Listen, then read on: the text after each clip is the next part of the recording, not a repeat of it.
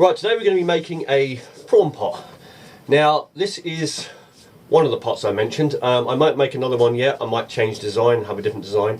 But this one is going to be based on the D pots like this, but prawn style. So obviously we're going to have a base like this. What I'll do is I'll leave a link to the crab pot build, and basically the frame of this prawn pot is going to be the same design as the crab pot, just different sizes, and any additions or changes I make we'll cover in this video obviously, but it's basically going to be based around the same thing. The idea is it'll probably be around about that big, as in the curve of it. It'll be 30 inches I think. Let me just check. Yeah, it's going to be 30 inches long, so I'm going to make it fairly long, and it'll be 18 inches wide.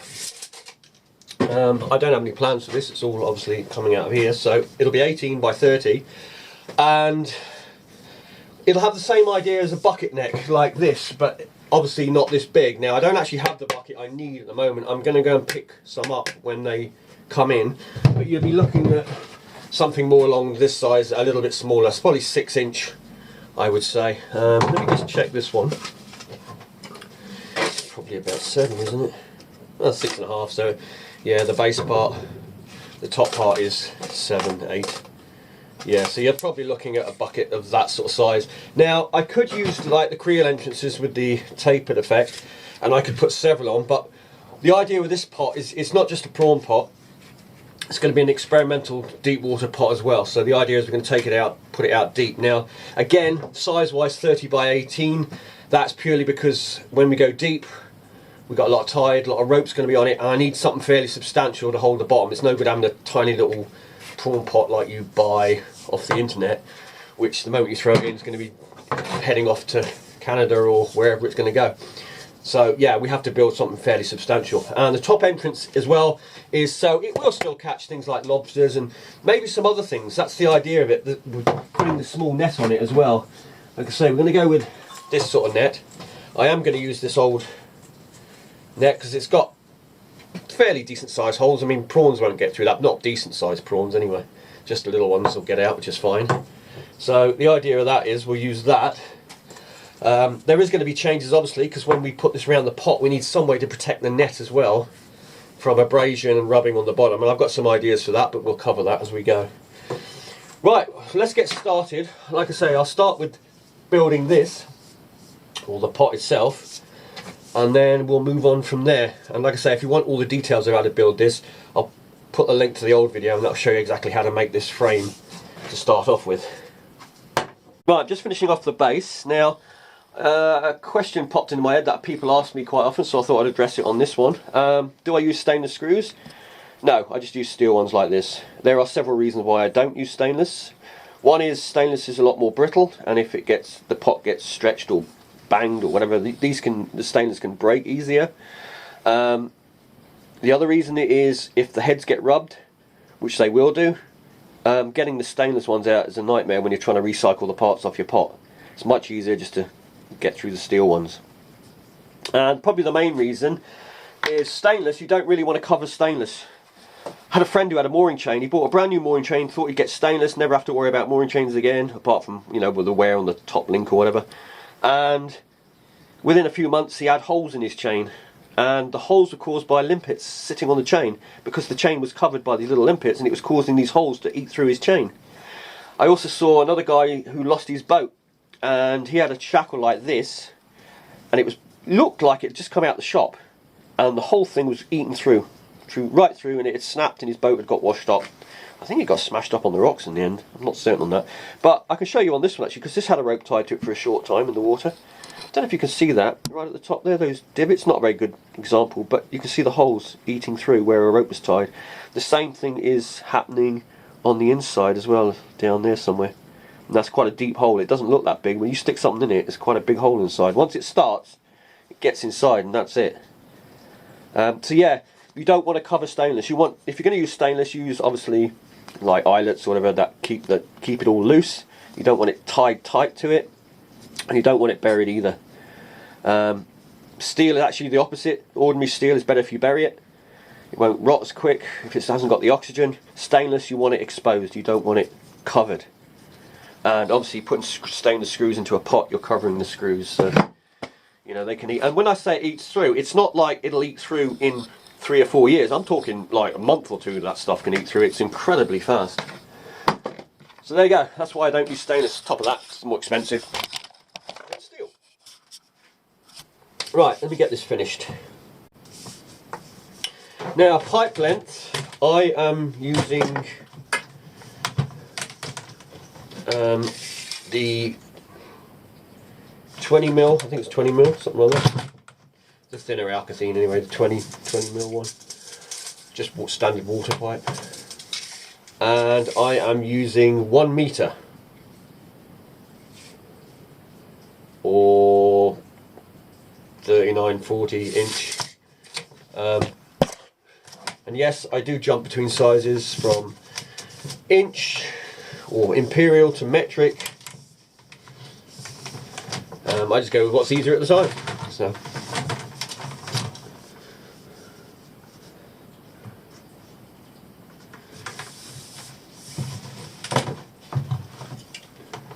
You cut your first pipe, and then you use your first pipe as your gauge for your second pipe. It makes life much easier than trying to measure it all the time.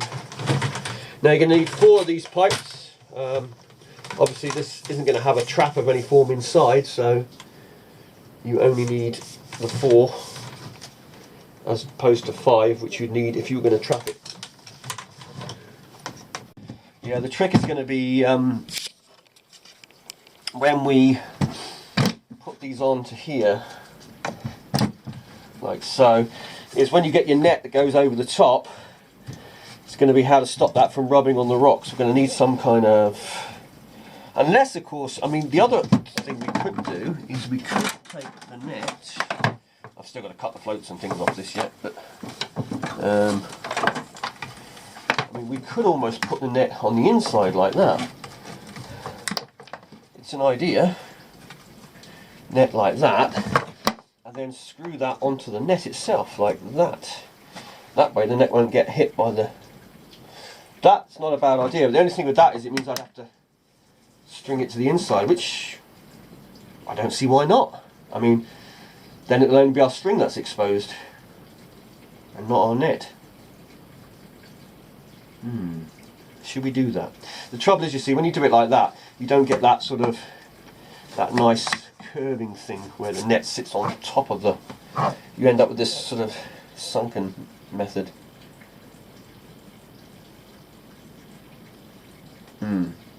Let me think about this for a minute.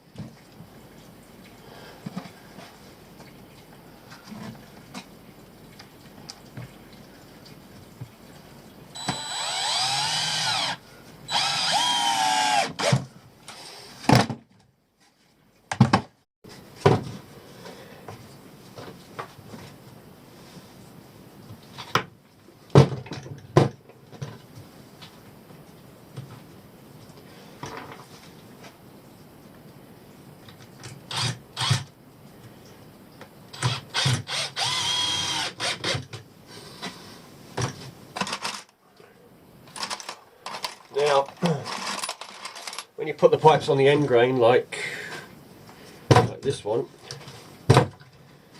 where you go into that end grain bar, if you see that end grain bar, the second screw, I always put a longer, thicker screw in, just on the ends. Purely, if you do that, then you won't have any problem with your ends getting damaged. They'll be a lot stronger.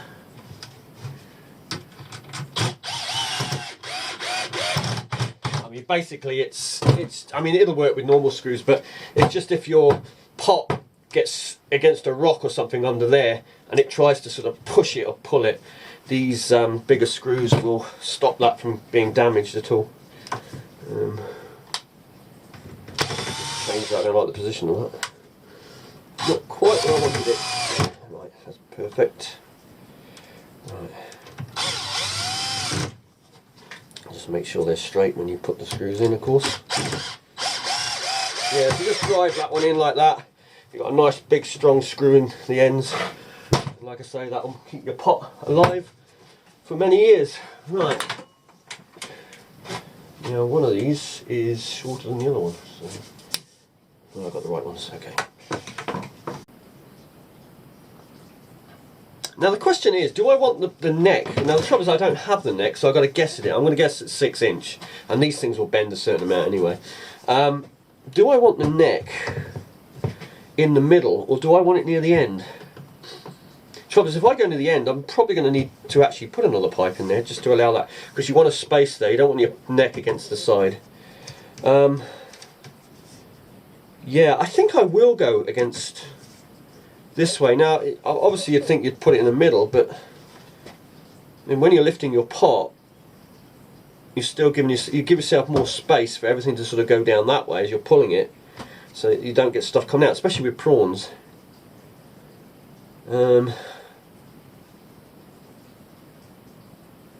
Yeah, I think I will do that. I'll actually have it on the end like so I'll have to cut another pipe. Originally I wasn't. You don't have to. You can do it like this and put your neck in the middle like that if you want, or like I say, you go the sides. Plus, if you're going to do it with the creel style traps, you can just do 4 and then stretch your creel entrances across any of these. You just space it where you want them. So it's entirely up to you. It all depends on the style you want to do. But I'm going to do it this way.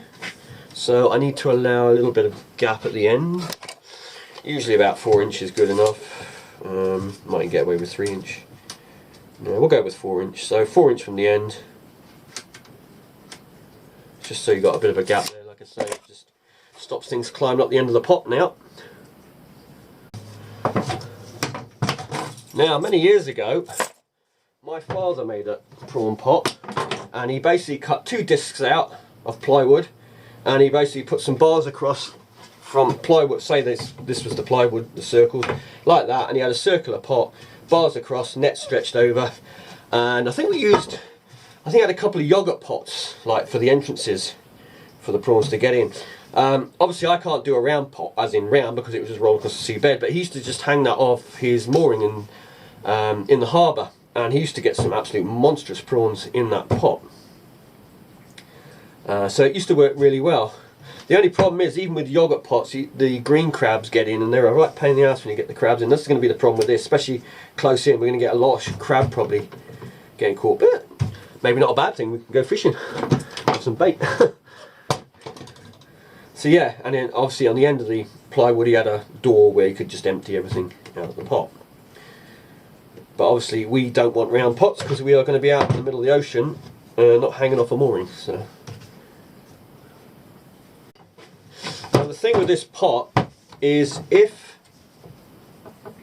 it doesn't work out or it doesn't catch very well, which is probably more likely, we can always convert it back to just a basic lobster pot. It'll be a bit smaller, but it'll still work fine. It'll just be a small lobster pot. So that's one thing about keeping the design to this sort of spec. Although we might do another one with the creel style entrance. I will think about that. It's if we got time, because like I say, I've got all these other pots around me to finish.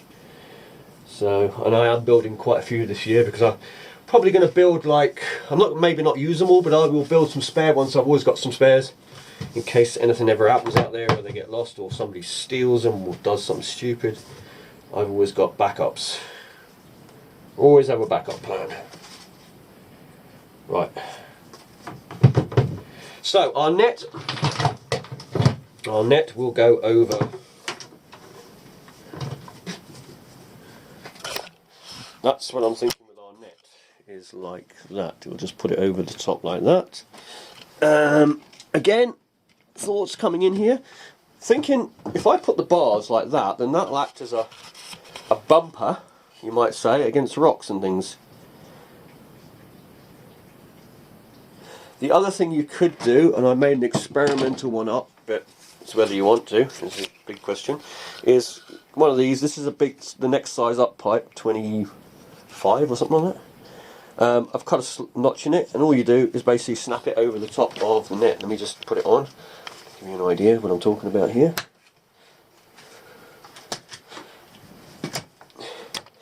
Basically, you can do that on the corners of the net, and then you've got like a bumper, but that can go on after when the pot's finished. Just got to make sure that keep it away, and this way, whenever this hits the rock when you're pulling it up and that, because it's always the corners usually that get hit the hardest. You could do it on all of them if you want, but it just acts as a bumper. You can always screw it on if you want as well, but they're pretty tight once they're on, and in cold water they're not going to soften and come off so easy. So there you go, just ideas to protect the netting really. I wouldn't go over the whole net, over the whole thing, but just on these corners where there's more likely to damage to happen. Now, usually the first bars I put up on the crab pots, as soon as I find a tape measure, even though I've got several here, I never seem to be able to find them. There we go. Yeah, the first bar, I normally put it up on the normal pots 7 inches, which would put it about there.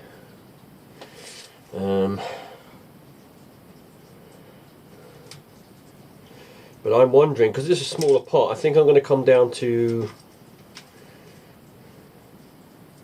I might bring it down to 5. The idea being is because this is going to be, like I say, almost like act as a bumper this time. It does the same thing on the crab pots when we rope the net like this, but when we're doing it this way, I want to make sure that when it goes down and hits rocks and things, that this hits first before any of the net. So 5 inch maybe. Where does that put our next one? Because obviously we're going to have one at the top as well, and it's all part of the structure of the pot. So yeah, 5 to 6 inch would be perfect. So well, I mean, this one's so wide, it is actually still 7 inch to the top. Normally it'd be 7 inch to the bottom, but 7 inch to the top. So yeah, so we'll put it on 5 inches from the base to the base sort of thing. Right, I'm just going to tack this net down, because obviously I'm going to seal it. So there's a couple of, just a roofing tack through the hole, just to hold it in place really. Just put it onto there. There we go. Then do the same over here.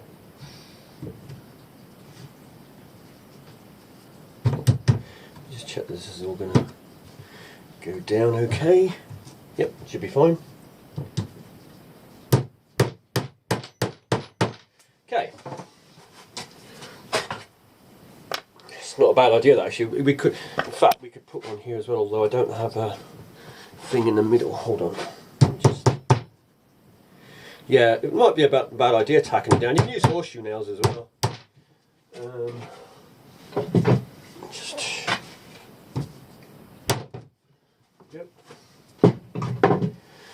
Right, just to make life easier when we put these bars on. Now, is this wood bent or is this pot bar too big? No, it's alright. Sometimes the pot bars are just slightly different shapes, so you just have to force them down with the wood. Now, I always make my wood longer at the end. The idea behind that is when you drill in, you don't split the wood. Although these bars that I've got here are actually for the bigger pots that were already cut, so well, like I say, always leave a bit extra, or you can split your wood. Now, screws. I am running out of screws. Hopefully we'll have enough to finish this build.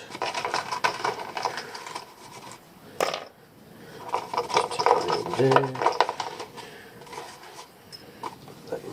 Rubbish there. Okay. Now I've already pre-drilled. You're going to have to go through the net, that's the only thing, because you're putting the net on at the same time. Yeah, so what I've done is I've basically used the bradawl to push a hole through the pipes, 2 holes, and when I can find them,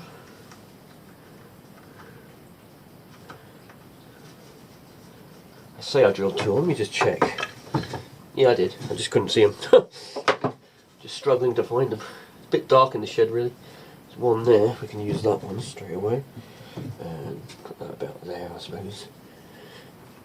I've already got it marked so I know where they're going. And when I find my drill,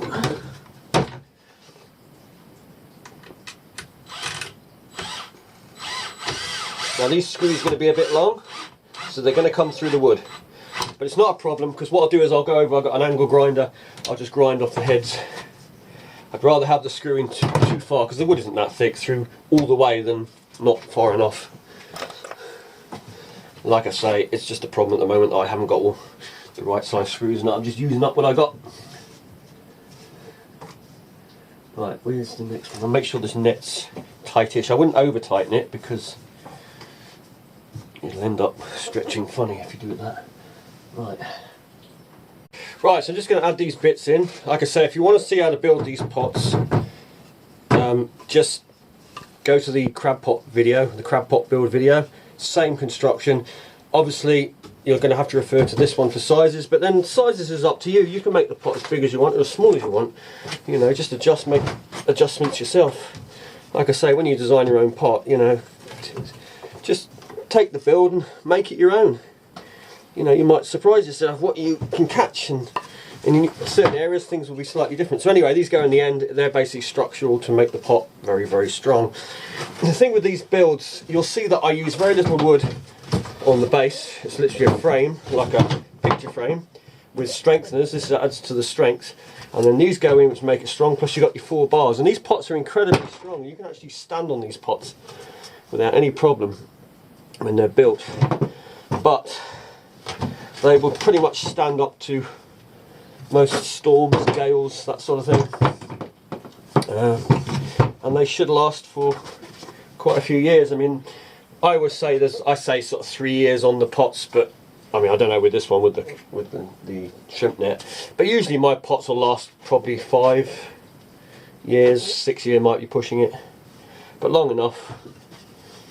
And that's in a really big tides and lots of gales and God knows what they go through. Right, let me just get these in.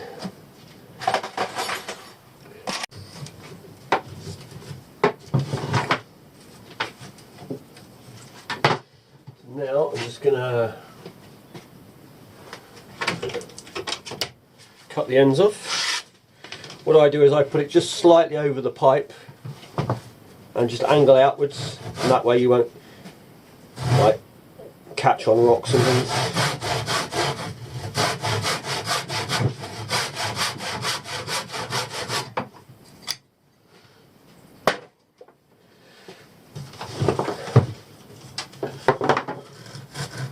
Be careful you don't cut your net.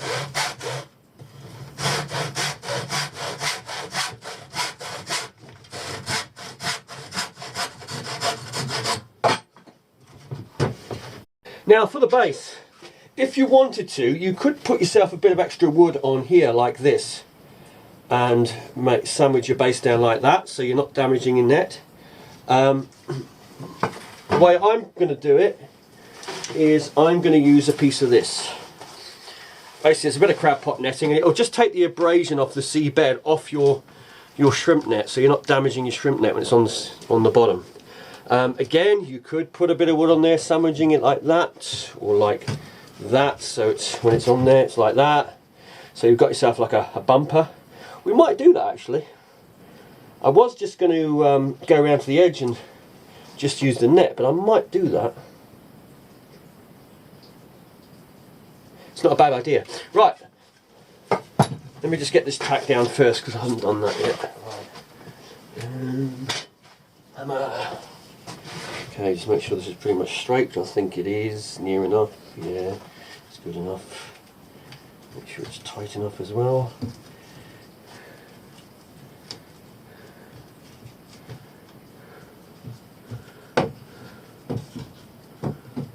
That'll do. Right.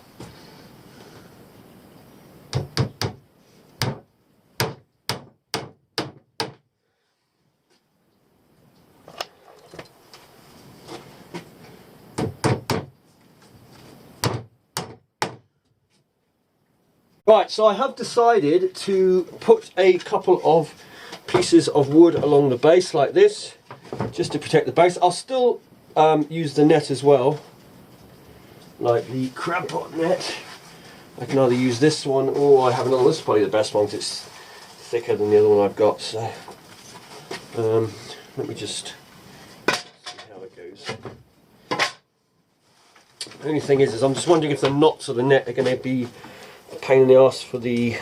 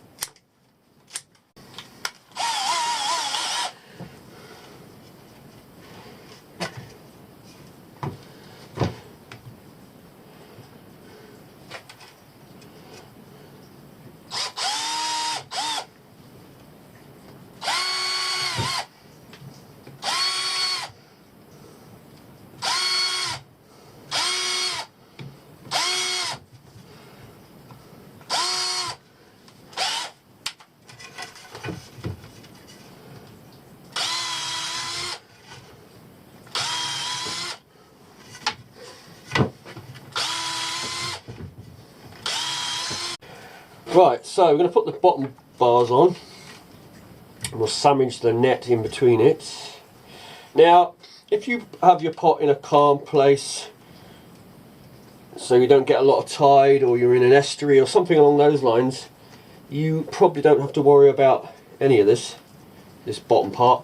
I'm doing it because the pots are going to go out into very deep water, and at some point they probably will get dragged along the bottom a bit. So I just don't want to rip the net. Also, if I pull these out a little bit, that'll act as a bumper as well, so all good.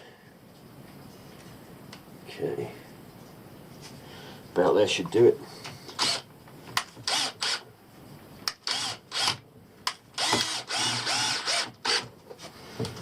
Now, just pull this through a bit. Just do that. That'll do it. Right.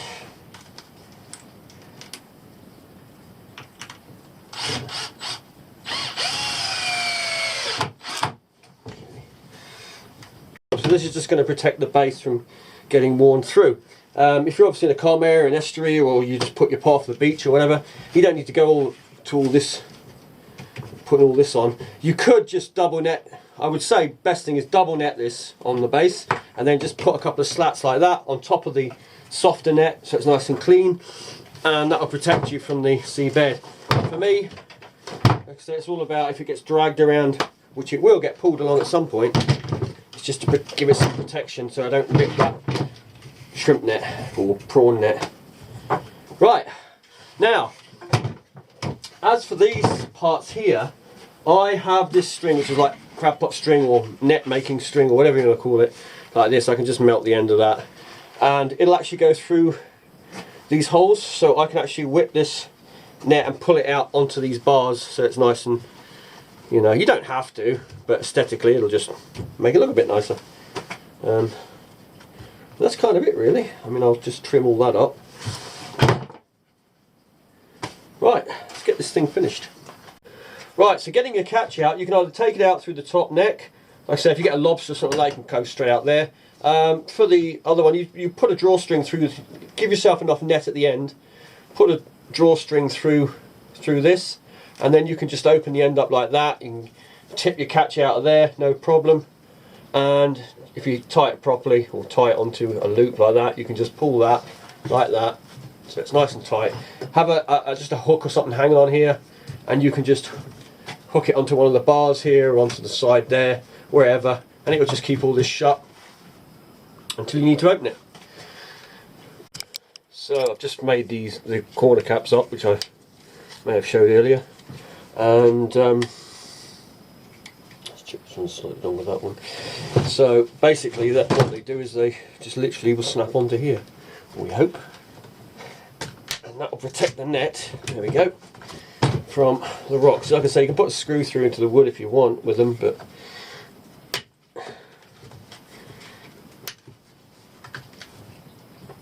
There we go.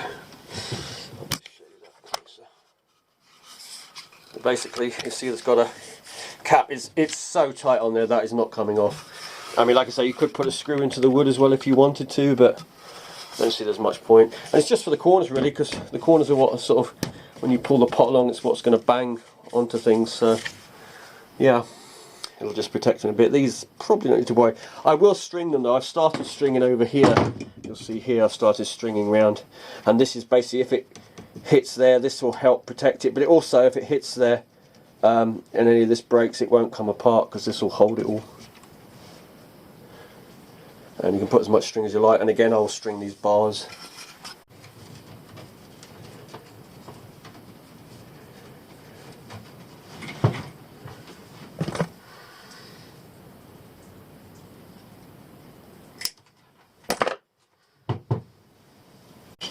So there it is, prawn pot. Now of course you don't need to have the prawn pot as big as this.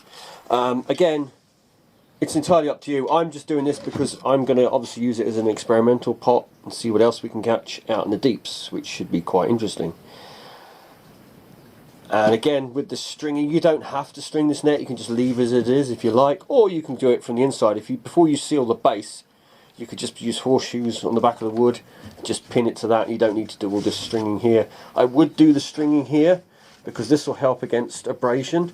Now I've strung it like that, and I might go over it again and give it another layer so you get a build up of the black string. This stuff's actually quite resilient to bangs and knocks on the rocks.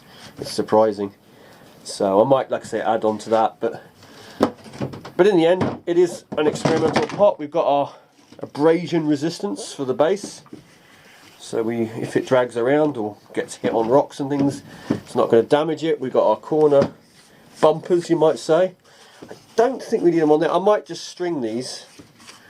I don't think putting those plastic things would be a good idea on those, but like I say, I might just put a bit of string, although I have made this further out so it's like again a bumper, and you've got that, so they're not likely to get hit, although the ends, like I say, do get taken knock, especially when you pull the pot up and you drag it along, it can hit things, so that's why it's good to have those on there. But there you go, that just gives you an idea of how to make the pot. I've still got to obviously put the neck in. I've got to get one neck yet, so I'll wait with that. I'm just going to use like a bucket neck. Again, you don't need necks that big. If you're just going for prawns, you can just have little tiny ends. So you can have several over the pot. You don't just have to have one. Or the creel style that tapers in. You can have them anywhere. And again, you don't need a pot this big. This is purely because I will take it deep. It's going to need to be quite substantial to stay in place, and I can put this with a crab pot or another one, but I can put this alongside a crab pot and use the crab pot to anchor the prawn pot kind of thing. But we'll see, because like with everything on this channel, anything we ever build on this channel, whether it's fishing lures, prawn pots, crab pots, I'll always take them out and we'll always test them and we'll always see the results. I'm never just going to build something then quietly forget about it because it didn't work or something. If it doesn't work, we'll find out if it doesn't work. We'll try different things. We'll try different experiments. You know, if the neck thing doesn't work properly or something wrong with that, I'll change that and I'll put like entrances, like small entrances, so prawns and things can walk in. Obviously, if the abrasion thing fails, then we'll come up with a different idea. But no, this should work perfectly fine. Of course, if you live somewhere where you don't have strong tides or big storms, or you're in an estuary or somewhere quiet in a fjord somewhere, I mean, you know, these sort of things are going to be fine. Or in a tropical island where you haven't got any tide at all, you don't need all this. You could literally just make this without any of the abrasion. Maybe the bottom bar you could just screw it onto this net, you know, just screw that on just where it lands on the sand or the stones. And yeah, you don't need any of this protection. Obviously, like I say, where I am, we get big storms and that, this thing gets dragged through the rocks. You know, it's going to be to see how long it lasts. I mean, the other way of doing it is to use crab pot net over the top of your prawn net, like a skin. And that way, that would protect the whole thing as well. Which, you know, if we suddenly run into the problem of this getting holes in it or whatever, we might do. And I mean, of course, if this pot fails, then I can always stick crab pot net over it and just turn it into a lobster pot. quite easily, and the neck I'll put on there should be big enough for lobster anyway. So yeah, it's all about just trying things out and seeing how they work out. But we'll be back when we have tested this, and we've got another plane going over. Yeah, once we've tested it and that, we'll be back with this, and we'll either show it over the year when we're pulling our pots. It'll come up each time with a crab pot, or I'll do a separate video on it and we'll look at all the sort of species of animals or creatures we can catch. And like I said, I do want to put this deep and see what's out there and see if we can catch some interesting things in it. There you go, one prawn pot. So don't forget, if you enjoy these videos, leave a like, consider subscribing, and I shall leave all relevant information to this build in the description below. I'll also leave some links to a crab pot build, which is basically the frame of this pot. It'll be more detailed, so if you have any trouble, that'll help you out. And right now I am absolutely starving for prawns.